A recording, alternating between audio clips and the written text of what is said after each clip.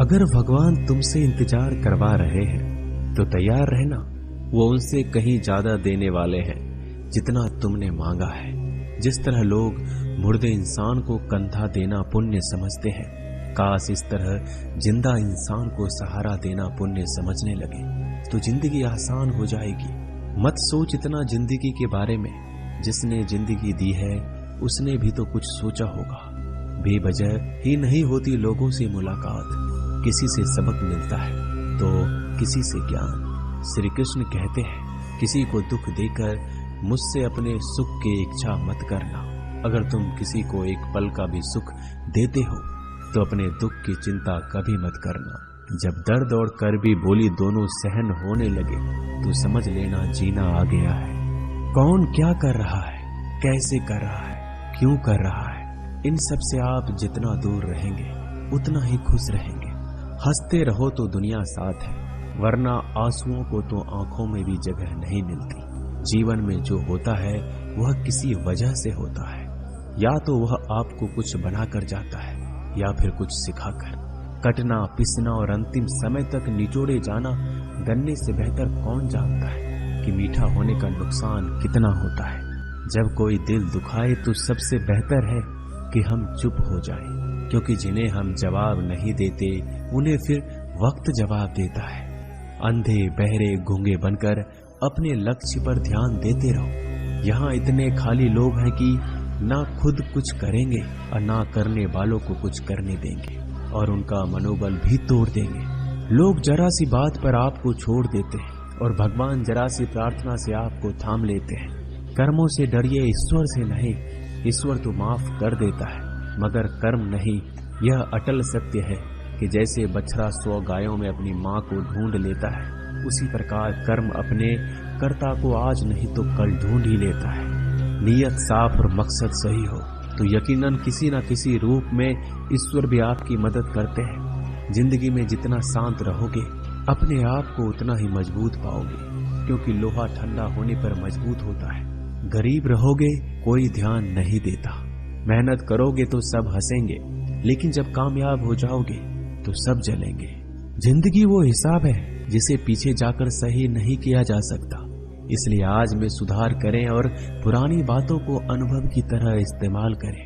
जिस जिंदगी में उत्साह, लक्ष्य और अनुशासन ना हो उसे जिंदगी जीना नहीं, जिंदगी काटना कहते हैं। कभी कभी आप बिना कुछ गलत किए भी बुरे बन जाते हैं, क्योंकि जैसा लोग चाहते थे आप वैसा नहीं करते। जिस मनुष्य के हृदय में सच्ची मानवता हो उसकी सोच हमेशा यही होगी कि मुझे मिला हुआ दुख किसी को ना मिले और मुझे मिला हुआ सुख सबको मिले। मैंने हंसकर भी देख लिया और रोकर भी देख लिया, किसी को पाकर किसी को खोकर भी देख लिया। ये जान लिया कि जिंदगी वही जी सकता है जिसने अकेले जीना सीख लिया। जिंदगी बहुत कुछ सिखाती है, थोड़ा रुलाती है, थोड़ा हंसाती है। खुद से ज्यादा किसी पे भरोसा मत करना, क्योंकि अंधेरे में तो परछाई भी साथ छोड़ देती है। अगर कोई आपको सच्चा प्यार करता है तो वह आपको समय जरूर देगा, आपकी हर स्थिति में साथ देगा, हमेशा आपके लिए समर्पित रहेगा, क्योंकि सच्चा प्यार एक दूसरे की खुशियां चाहेगा, आंखों में पानी नहीं। लोहे को कोई नष्ट नहीं कर सकता, बस उसका जंग उसे नष्ट कर सकता है। इसी तरह आदमी को कोई और नहीं बल्कि उसकी सोच ही नष्ट कर सकती है। इसलिए सोच अच्छी रखो, फल अच्छा ही होगा। इतना कमजोर मत बनो कि कोई भी आपको तोड़ सके, बल्कि इतना मजबूत बनो कि आपको तोड़ने वाला खुद ही टूट जाए। दर्द आपको मजबूत बनाता है, डर आपको बहादुर बनाता है, अनुभव आपको सिखा देता है। जिस दिन हम समझ जाएंगे कि सामने वाला गलत नहीं, सिर्फ आपकी सोच हमसे अलग है, उस दिन जीवन में सब दुख दूर हो जाएंगे। क्यों रोते हो? मन का ना होने पर जो लिखा है वही होकर रहेगा। एक रास्ता बंद करने से पहले भगवान 10 रास्ते खोल देते हैं। गर्मी के मौसम में पत्ते सूखने के बाद भी पंछी घोंसला नहीं छोड़ते, क्योंकि वो जानते हैं फिर से बरसात आएगी और पेड़ पर नए पत्ते आएंगे। जो हुआ उसे भूलकर नई शुरुआत करो और याद रखो, जिसका कोई नहीं होता उसका भगवान होता है।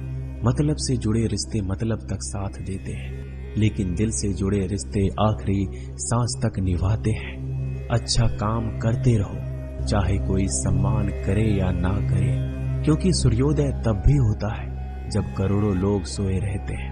दुनिया में हर एक काम आसान है, केवल अंदर से आवाज आनी चाहिए। हमेशा मेहनत और उस परमात्मा पर विश्वास रखना इस सफलता का सूत्र है। जीवन में सबसे बड़ी गलती वो है जिस गलती से हम कुछ सीख नहीं पाते। जो व्यक्ति अपने मन को काबू में कर सकता है वह जिंदगी में कुछ भी कर सकता है।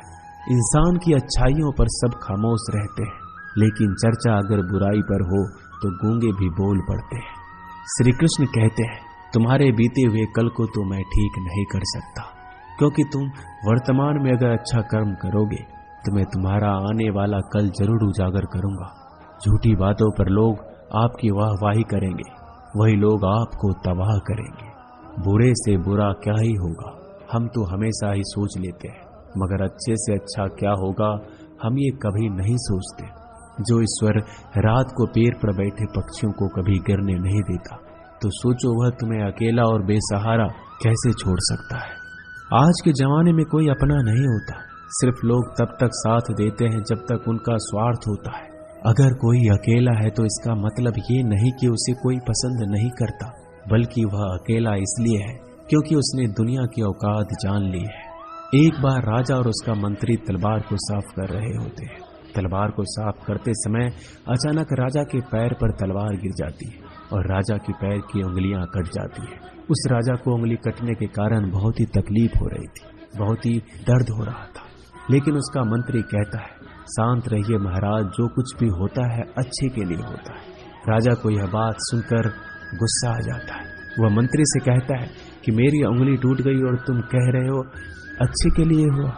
वो मंत्री राजा को समझाने की कोशिश करता है, पर वो नहीं मानता और बिना सुने गुस्से के कारण मंत्री को काल कोठरी में बंद करने का आदेश दे देता है।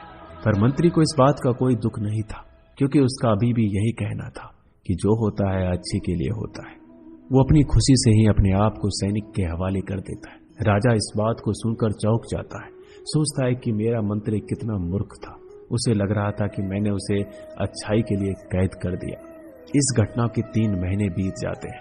एक दिन राजा अपने सैनिकों को लेकर शिकार करने के लिए जंगल में जाता है। राजा को एक हिरन दिखता है। हिरन का पीछा करते करते राजा घने जंगलों में चला जाता है। वह हिरन को पकड़ नहीं पाता और जंगलों में खो जाता है। वो बाहर आने के लिए रास्ता ढूंढता है, लेकिन रास्ता उसे नहीं मिलता। तभी कुछ आदिवासी लोग उसे घेर लेते हैं। उन लोगों को पता नहीं था कि वह राजा है। वो लोग अपने देवता को बलि चढ़ाने के लिए एक इंसान को ढूंढ रहे थे। आदिवासी लोग राजा को पकड़कर अपने इलाके में ले जाते हैं। राजा उनको बार बार समझाने की कोशिश करते हैं, लेकिन वो लोग कुछ भी नहीं समझ रहे थे। वो लोग खुशी से नाचते हैं और राजा को नहलाकर बलि चढ़ाने के लिए उनको कपड़ा पहनाते हैं। अब राजा को लगता है कि वो मरने वाला है। जब आदिवासी लोगों का मुखिया राजा को मारने जाता है, तब देखता है कि राजा की पैर की उंगली कट चुकी है। इसको देखकर उसका मुखिया कहता है कि इस इंसान की बलि नहीं दी जा सकती, क्योंकि ये इंसान पूरा नहीं है, एक अंग कटा हुआ है और उनके भगवान को एक पूरे इंसान की बलि ही दी जा सकती है। अगर ऐसे इंसान की बलि दी जाए जिसका अंग पहले से कटा हुआ है, तो उनके देवता खुश होने की जगह नाराज हो जाएंगे। फिर वो लोग राजा को छोड़ देते हैं। राजा खुशी खुशी अपने महल चला जाता है और सोचता है, अगर मेरी उंगली उस दिन ना कटी होती तो आज मेरी मौत हो जाती।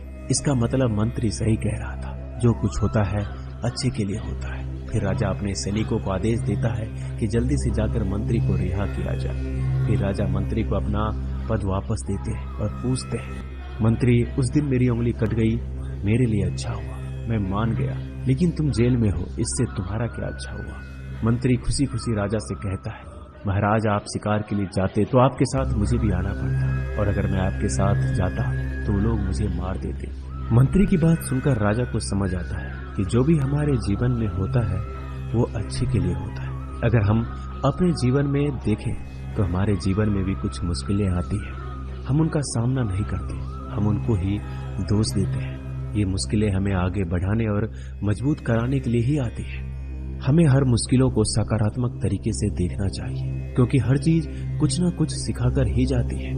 हर व्यक्ति के जीवन में सुख और दुख का आना जाना बना रहता है। दोस्तों, आशा करते हैं कि ये वीडियो आपको पसंद आई होगी।